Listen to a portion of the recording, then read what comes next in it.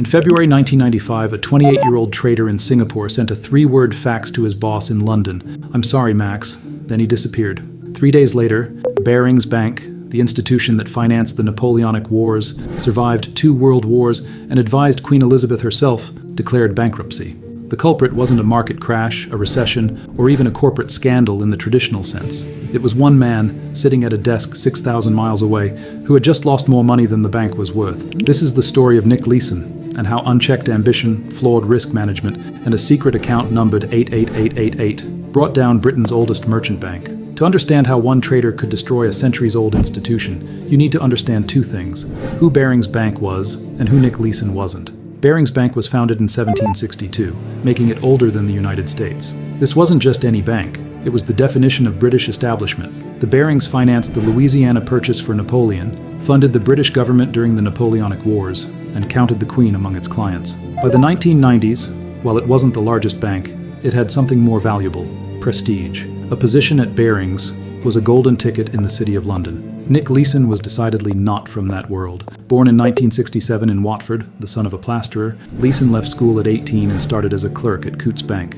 He was smart, ambitious, and hungry, exactly the type Morgan Stanley or Goldman Sachs might overlook, but that Barings, in its push to modernize and compete in derivatives trading, was willing to take a chance on. And that's exactly what they did. In 1992, at age 25, Leeson was sent to Singapore to sort out a back-office mess at Barings Futures. He fixed it quickly and impressed everyone. By 1993, he was promoted to head trader on the Singapore International Monetary Exchange, or SIMEX. His job? Trade futures and options on the Nikkei 225, Japan's stock market index, and execute trades on behalf of Barings' clients. But here's where the first red flag appeared, a flag that would blow in the wind, ignored for the next 2 years.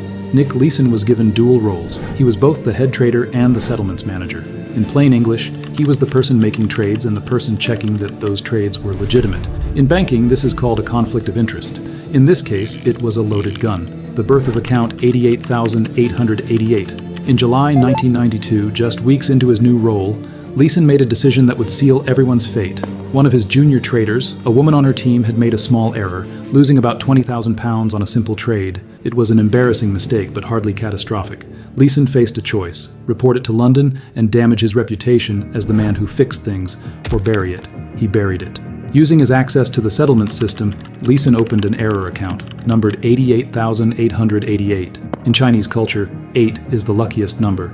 Leeson would need all the luck he could get. The account was supposed to be temporary, a place to park the error while he figured out how to recover the loss. But that's not what happened.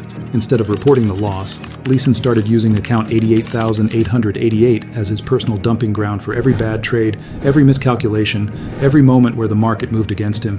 And then he did something even more dangerous. He started trading in that account deliberately, trying to win back the losses. His strategy was straightforward but catastrophically risky. He sold options, essentially insurance contracts that other traders bought to protect themselves against market volatility. When you sell an option, you collect a premium up front. If the market stays calm, you keep that premium. It's like selling insurance in a city that never has hurricanes, until it does. Leeson was betting that the Nikkei would stay stable. Every day it did, he made money. Small amounts at first, but they added up. He started funding his clients' winning trades from the profits in 88,888, making everyone above him very happy. London saw a Singapore office generating huge revenues with seemingly little risk. They thought they'd found a golden goose. They had no idea they were looking at a time bomb. The doubling down. By 1994, account 88,888 had losses in the millions. A normal trader would have been forced to stop. Margin calls, demands for more money to cover potential losses, would have exposed the problem. But Leeson had discovered another flaw in Barings' system. The bank itself was funding his gambling. Here's how it worked. When you trade futures, you need to post margin, a deposit that proves you can cover your bets. Normally, your broker monitors this carefully, but Leeson was asking London for margin funding by telling them he was trading on behalf of clients. Client X needs $10 million for their positions, he'd say. London would wire the money, except there was no Client X. The money went straight into account 88888. The requests got bigger. 1 million became 5, 5 became 10. By early 1995, Leeson had requested and received over $1 billion in funding from London, and not a single person asked the obvious question: if these are client trades, why aren't the clients putting up their own margin? There were warning signs everywhere. In 1994, an internal audit finally discovered account 88,888. The auditors asked Leeson about it. He told them it was an error account for a client, and they moved on. In London, Treasury managers started asking questions about the massive funding requests, but Leeson was protected by his success, or what looked like success. In 1994, he reportedly generated £28 million in profits for Barings, nearly 10% of the bank's total. People who make that kind of money don't get questioned too hard. Behind the scenes, Leeson was drowning. He was working 16-hour days, watching positions, managing lies, trying to trade his way out of a hole that kept getting deeper. He started having panic attacks. He couldn't sleep, but he couldn't stop either. The losses had grown so large that admitting them would mean admitting he'd been lying for years. So he did what desperate gamblers always do. He doubled down. The earthquake. On January 17, 1995, at 5:46 a.m. local time, a magnitude 7.3 earthquake struck Kobe, Japan. It killed over 6,000 people and caused $100 billion in damage. It also sent the Nikkei index plummeting. Remember Leeson's strategy? He'd been selling insurance against volatility. The Kobe earthquake was the hurricane that destroyed the city. As the Nikkei fell, the options Leeson had sold became catastrophically valuable to their buyers and catastrophically expensive for him to cover. His losses exploded. Most traders would have cut their positions, taken the loss, and lived to fight another day. Leeson went the other way. He started buying Nikkei futures, massive quantities of them, trying to single-handedly prop up the Japanese stock market. His reasoning was simple and insane. If he could just push the Nikkei back up, his short options positions would recover and he'd be saved. Over the next month, Leeson bought more than 20,000 futures contracts on the Nikkei. To put that in perspective, he was controlling positions worth over $7 billion, more than the entire capital of Barings Bank. He was a 28-year-old on a mission to manipulate one of the world's largest stock markets. It didn't work. The Nikkei kept falling. Every tick down cost Leeson millions.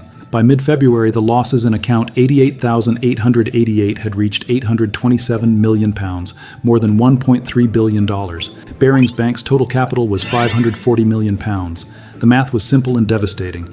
Barings was bankrupt. Nick Leeson had lost more money than the bank was worth. On February 23, 1995, Leeson arrived at his desk in Singapore and stared at the screens. The losses were now impossible to hide. He'd been requesting funding that morning, but London was finally asking the hard questions. The game was over. That's when he sent the fax. "I'm sorry, Max." Max was Peter Baring, the chairman. Then Leeson and his wife Lisa got on a plane to Kuala Lumpur, then Borneo, then Germany, trying to stay ahead of an international manhunt. He was arrested 9 days later in Frankfurt. Back in London, Baring's leadership gathered for an emergency meeting. When they finally examined account 88888, they couldn't believe what they found. The losses were staggering. They called the Bank of England, Britain's central bank, begging for a bailout. The answer was no. Over that weekend, Peter Baring, whose family name was on the building, went from pillar of British finance to liquidator of his own dynasty. On Monday, February 27th, Barings Bank was sold to the Dutch bank ING for £1 sterling. £1 sterling. That's what 233 years of history was worth after Nick Leeson was done. Leeson was extradited to Singapore, where he pleaded guilty to fraud and forgery. He was sentenced to 6.5 years in prison. He served 4 before being released early after being diagnosed with colon cancer. He survived, wrote a best-selling book called Rogue Trader, and in a twist that seems impossible, later worked as a risk management consultant. The impact went far beyond one trader and one bank. Every major financial institution had to ask itself, could we have a Nick Leeson? The answer, disturbingly often, was yes. Banks around the world overhauled their risk management systems, separated trading from settlements, and implemented better oversight of overseas operations. But the real question wasn't whether it could happen again, it was when. Because here's the uncomfortable truth. Nick Leeson wasn't the last rogue trader, he was just the most famous. In 2008, Jérôme Kerviel lost $6.4 billion for Société Générale using almost the exact same playbook, hiding losses in fictitious accounts, exceeding trading limits, staying under the radar because he appeared profitable. In 2011, Kweku Adebole lost $2.3 billion for UBS through unauthorized trading. In 2012, the London Whale Trades at JP Morgan Chase lost at least $6.2 billion. Each time the story is familiar. A trader given too much authority, insufficient oversight, a culture that rewards profits without asking hard questions about risk, and a fundamental belief that it can't happen to us. Each time, regulators promise it will never happen again, and each time, a few years later, it does. The Nick Leeson story isn't really about derivatives or futures trading or even banking. It's about human nature. It's about what happens when ambition meets opportunity, when pride prevents honesty, when organizational cultures prize results over questions. Leeson didn't destroy Barings through complexity. He destroyed it through something far simpler. He was afraid to admit he'd made a mistake. In 1995, that fear cost £827 million and 233 years of history.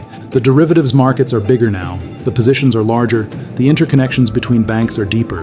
And somewhere, right now, there's probably another trader in another city looking at a loss they're too scared to report, convinced they can trade their way out of it. The question isn't whether we've learned from Barings. The question is whether we've learned enough. If you want to dive deeper into the mechanics of how Leeson's trading strategy worked, or understand more about derivative markets and why they're both essential and dangerous, I've linked resources in the description. And if you're fascinated by these moments where individual decisions reshape financial history, subscribe, because there are so many more stories like this hiding in the archives. They're warnings we keep forgetting to heed.